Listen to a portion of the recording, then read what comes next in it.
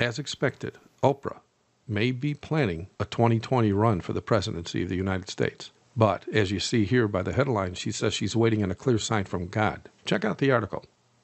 All right, let me scroll down a little bit here. It says, entertainment mogul Oprah Winfrey told People in an interview published this week that the one thing that can get her to run for the presidency is if God provided her with a clear sign that she should do it. Now, notice how they make it a point to show Oprah in prayer in the article.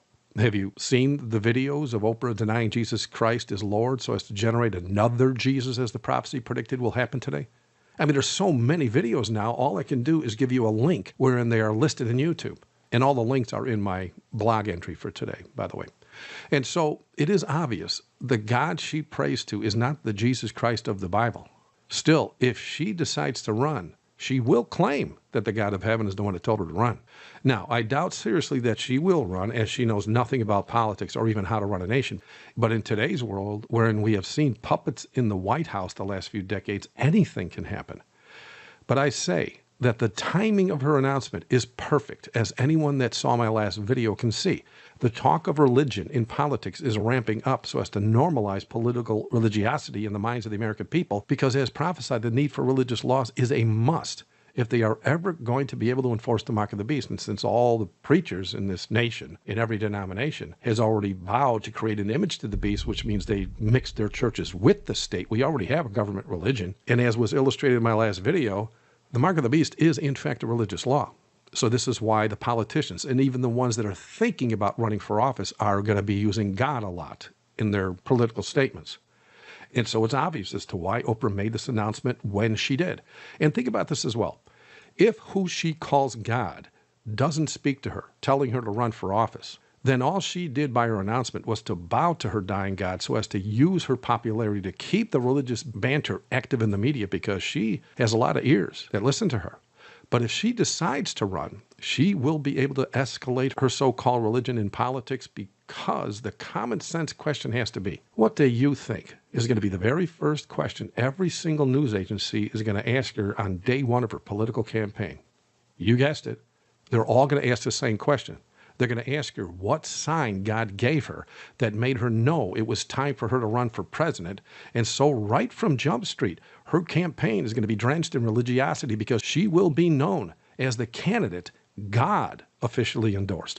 And even though she isn't a Christian, as per accurate biblical definition, like Obama, who we have a mountain of evidence confirming he was not a Christian as he claimed, she too will claim to be a Christian to garner the votes in this Christian nation. And then it'll be far easier for her to sell the idea for religious law, especially when mainstream prosperity preachers honor her before the masses in their televised church services and visit her on her talk shows.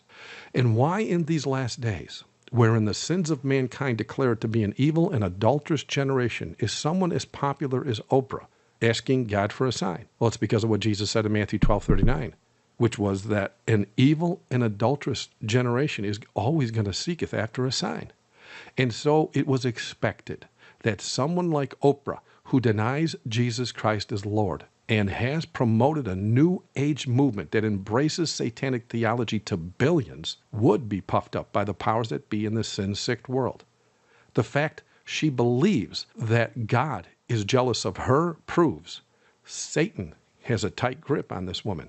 And so please pray for her. And for those of you that were a little bit shocked when I said that she believes God is jealous of her, check this out. I happened to be sitting in church in my late 20s, and I was going to this church where you had to get there at 8 o'clock in the morning, or you couldn't get a seat, and a very charismatic minister, and everybody was just into the sermon. And this great minister was preaching about how great God was and how omniscient and omnipresent, and God is everything. And then he said, and the Lord thy God is a jealous God. And I was, caught up in the rapture of that moment until he said jealous. And something struck me. And I was like, I think about 27 or 28. I was thinking, God is all, God is omnipresent, God is all, and God's also jealous. God is jealous of me. And something about that didn't feel right in my spirit. Thank you for watching. God bless.